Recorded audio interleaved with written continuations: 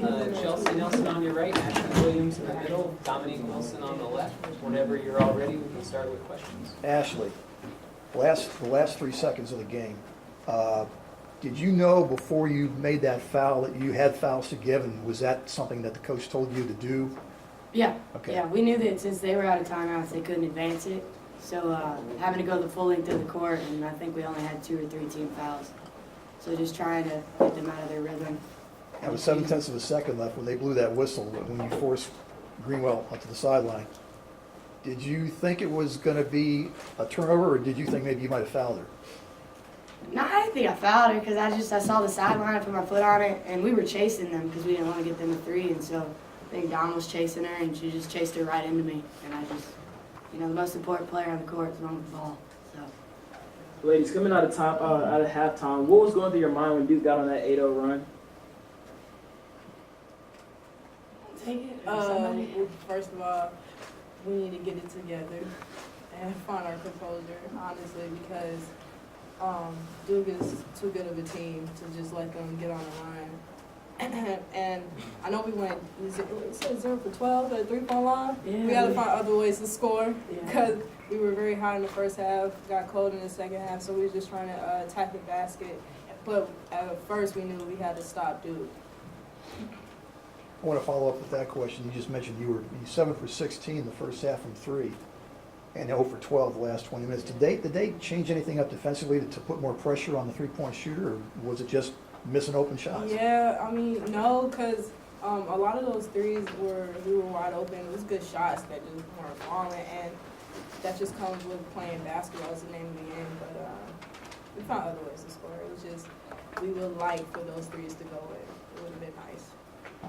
Chelsea, you had a huge night tonight, 13 points, 10 rebound, double-double, and you scored 6 of the last 10 points tonight. And I asked Coach about it, so I asked you, on the senior laden team, what makes you the go-to woman down the stretch and have the confidence to be that for this team? I've been coming off some pretty good games, so my team's very unselfish, so they know, like, if I'm hot, to give me a ball, and they know I'm going to do other things as well. But, yeah, so they know that, and we're not selfish at all. And, if anyone's hot, we give them the ball. So I just think we go with what's rolling right now. Dom, you had 16 points, 5 rebounds, 2 assists, and no turnovers. How do you feel about your overall performance tonight, and what allows you to perform on a big stage the way you do? For one, I know my team needs me, and I'm one of the leaders, so I try to go out. Try to stay focused, trying to run the game plan that Coach Moore writes out for us. But I don't know, I just go out there and just not try to be nervous. I know I had some off games, but like Chelsea said, we're not selfish. So if I have an off game, I try to do the little things and find who's hot. How are you guys able to out-rebound Duke despite being the smaller team? Boxing out, yeah, and hard. I think we just came into the game knowing that it was a big focus, and we knew that they were good on the boards. And so I think that just having that mental attitude and mindset of we got to keep them off the glass, and we've got to try to get some second chances of our own. Just like Dom said, just heart, just wanting it. Dominic, can you talk about the comfort level now that you guys are playing out man and back, Chelsea and then Jennifer, and really having more confidence knowing that your offense now is augmented maybe more than it was at the beginning of the season, working the ball in and out and around? I feel like our comfort level, my comfort level is it's pretty calm right now.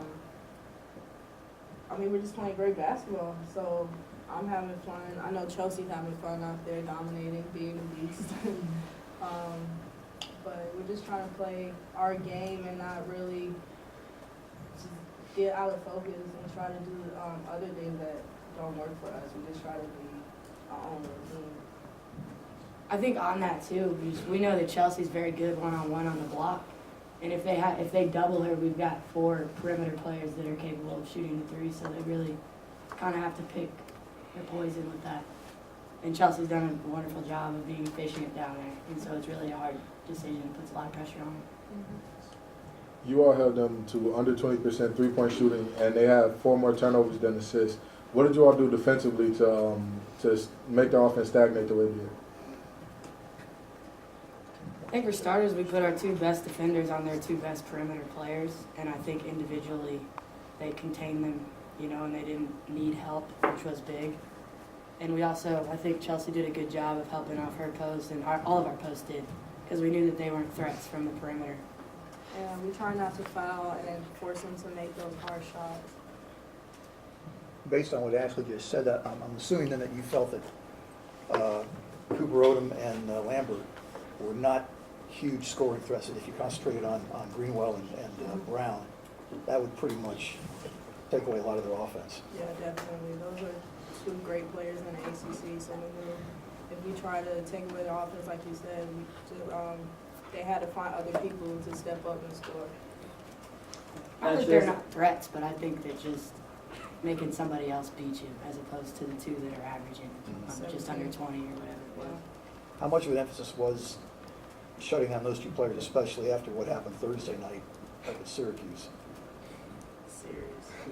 I don't know that we really thought about that, comparing it to the Duke players, but yeah, I mean, you never want to let one person just beat you. Yeah, so.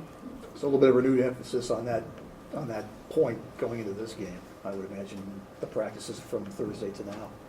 I think Coach Moore put emphasis too, like I said, on the post being able to help. Mhm. And so, like you're saying, we wanted to take away their two biggest options. And if we could do it with just one-on-one defense, great, but if not, it was the post job to sag off and help. Ash, as a North Carolina native, what does this mean to beat Duke in your senior year? Yeah, it's huge. I was not a Duke fan growing up, so it feels good. It feels good to be, I think the last 3 times we played them, we won, so, you know, we're doing something right against this team. And yeah, it's great. It's great because Duke's such a well-known basketball program, both men and women. They're very successful, so it feels good to play for the school that I grew up loving and beating the people that I grew up not so much loving. Do we have any more questions for the student athletes? Thank you.